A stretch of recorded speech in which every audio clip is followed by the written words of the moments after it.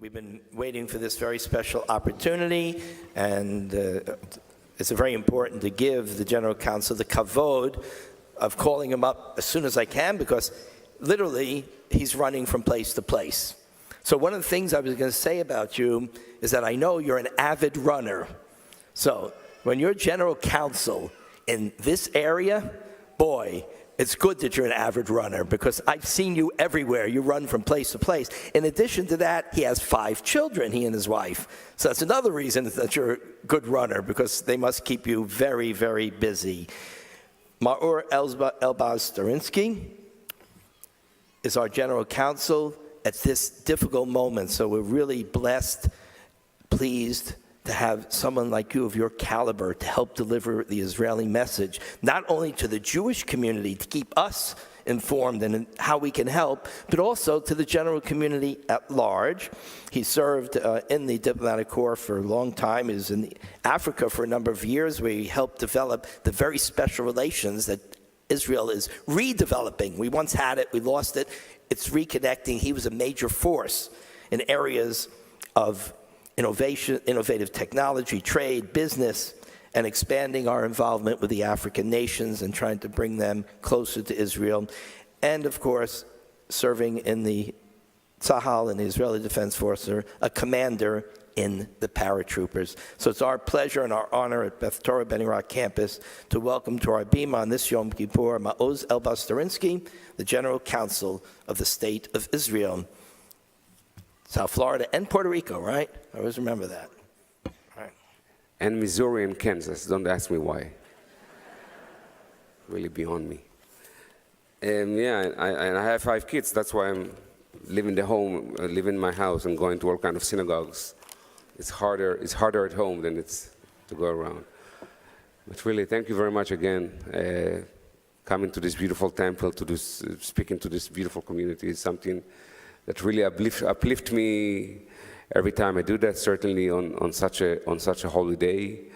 And just one year ago, exactly 1 year ago, Yom Kippur, 1 year ago, I was standing here, same place, same hour, and pledging everybody, urging everybody to remember and to commemorate 50 years for Yom Kippur War.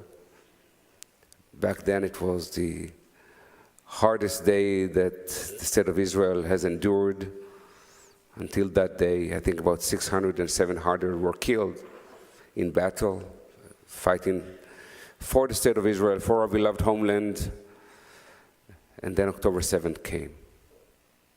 And while I've been here 3 years and a half, and I've had 2 years and a half before October 7th, I knew how much this community was something really exceptional, something that stands out not only in the United States of America, but rather in the world, in terms of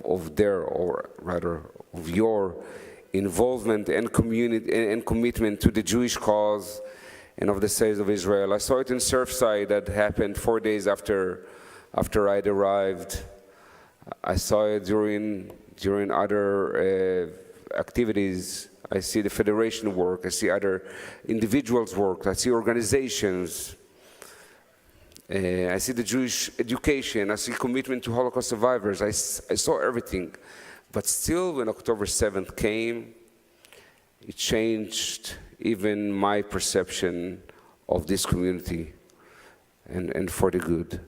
October 7th, of course, needless to say, and we all have gone through that horrible year, has shaken all of us to the core. We never thought that we would relive to go through the experiences that our ancestors have gone through. Such a pogrom, medieval or biblical level pogrom of our 1,181 of our brothers and sisters that were brutally murdered, raped, mutilated, maimed, kidnapped. Still have 101 hostages.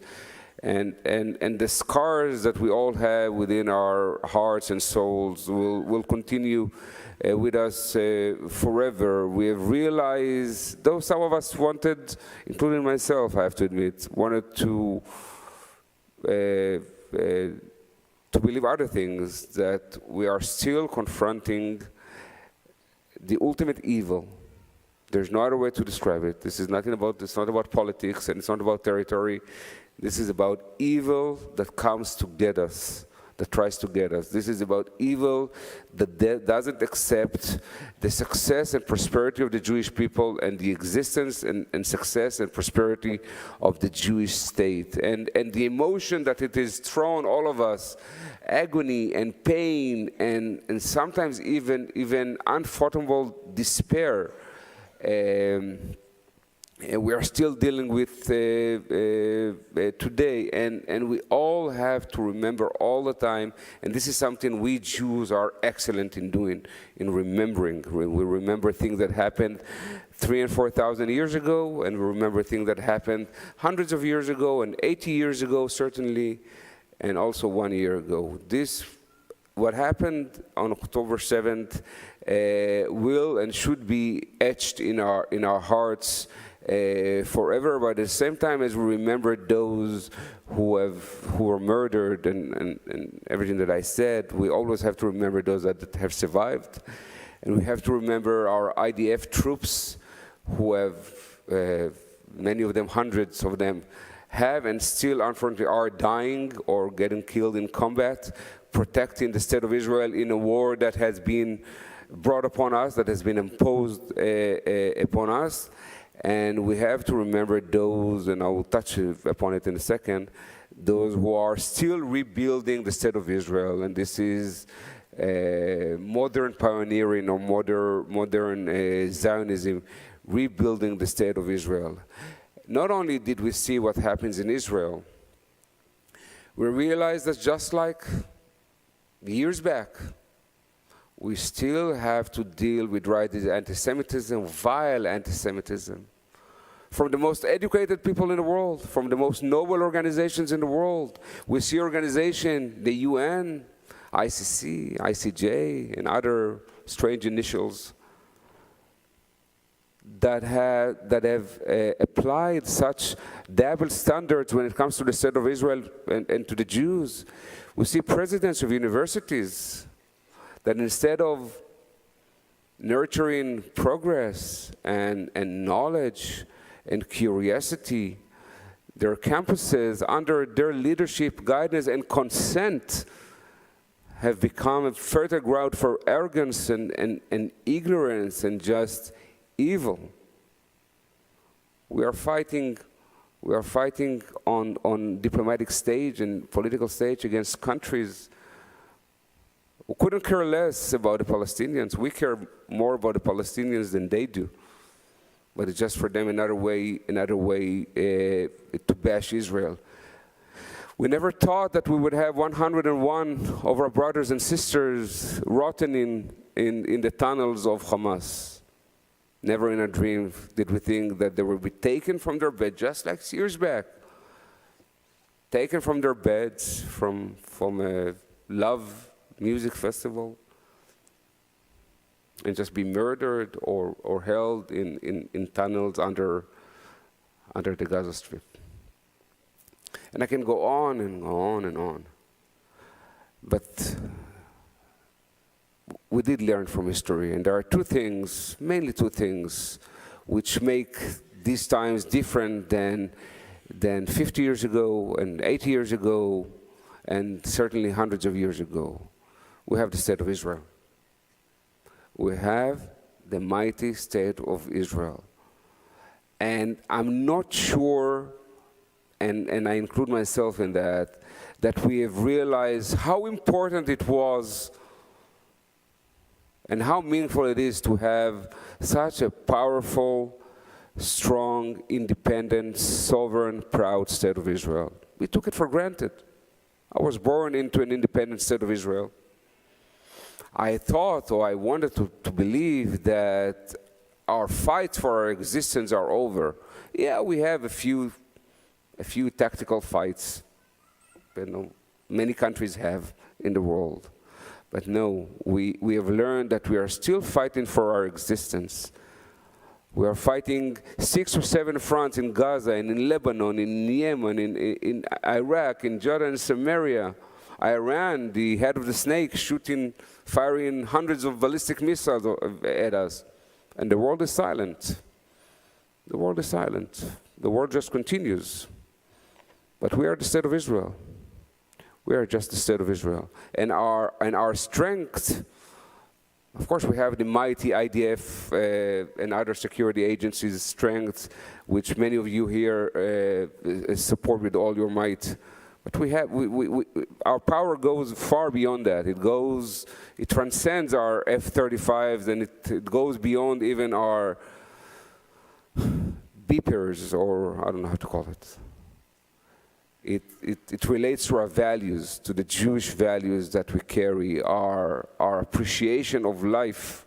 I am proud, and you should all, or I urge you to be proud of the fact that you are in pain, of our agony, because we sanctify life. We don't cherish death like the others. We mourn and we are in pain with each and every life that is lost. By the way, also Palestinians. And we care about them more than the Palestinians cared about it. These losses are a tragedy. But we have recommitted. We have recommitted to the security of the state of Israel, and we will do everything that it takes to protect the state of Israel and the Jewish people. And the other difference is that we have you. We have the support of the United States of America, and we have the support of the American people, and for that I want to thank you from the bottom of my heart. It goes beyond any political affiliation, and it goes beyond any other political aspiration. We're talking about the true core American people. It's not only relates to the Jewish people. We have the true support of the American people, and this is something that we have to be vested in, me as an Israeli official, as an Israeli diplomat, but also you, to make sure that this support does not erode, this support does not wind down, because the support of the United States of America is incremental, and it's one of the foundation, or the foundation even, of the national security perception of the state of Israel. And we have many ways in which we do that, and there are many ways in which you do that. But your visits to Israel, your conversations in support of elected officials, from whatever party they may be, as long as they understand what's going on in Israel, as long as they understand which is evil and which is good, then the support is we will get their support, and this support is so incremental for the state of Israel, and you have a huge role in consolidating this support, in making sure that this support continues. Many elected officials from South Florida have gone to Israel, and these things make a difference, and a lot of these things is because of your support, and again, I want to thank you for doing that. We have seen in the past year the Jewish community rallying in an unimaginable way. In just an unimaginable way. I saw people from all denomination. I'm not even sure denomination is the right word to describe the Jewish streams. In the end of the day, we have realized that the others don't care whether you're a Republican or a Democrat, whether you're a Reform or conservative or Orthodox, you're a Jew. And the Jews came together. They came together in an unimaginable way, and I think the solidarity that you have shown and the unity that has been demonstrated is something that can and should serve us in any other challenge and endeavor that this world may lead us, may take us through, and the resilience that we have shown, both on the Jewish people level and certainly on the State of Israel level, is something that we can and should be all proud of. Now, I do want to leave you with a message of hope. The world has changed on October 7th, and it's certainly changed in the past few weeks. The region is being reshaped. The IDF has shown incredible genuinity and strength and perseverance in protecting the state of Israel. And we should all be very, very proud, because there is almost no military power in the world that can be equal to the experience and to the strength of the Israeli Defense Forces, and not only that, to the morals that they have been showing. The Jewish morals that we carry here in this beautiful temple, we carry them also on the battleground in Lebanon, in Gaza, and that's what makes us. That's what makes us, the Jewish people. That what makes the IDF what it is, and of course, that's what makes the state of Israel what it is. So I am hopeful that a stronger, more secure Jewish people and state of Israel will rise out of the ashes of October 7th. Adonai עוז לעמו ייתן, אדוני יברך את עמו בשלום. עושה שלום במרומיו וברחמיו יעשה שלום עלינו ועל כל עמו ישראל ויבואו אמן. תודה. Thank you.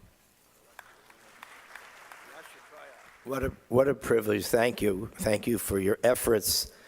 As you said, Israel is strong, chazak. We're strong, chazak. Together, nitchazek. We're very strong. In the last verse he read in Hebrew, I want to translate. Adonai oz le'amayitein. God gives the people of Israel strength. Adonai yivrech damu b'shalom. Then he blesses us with peace. That's where that whole saying comes from. Peace comes only from strength. The strength of Israel eventually, soon, b'mehera v'yameinu, soon in our day, bring a lasting peace and security to that entire region. Toda Rabbah. He's off to the next synagogue. B'hatzlacha. And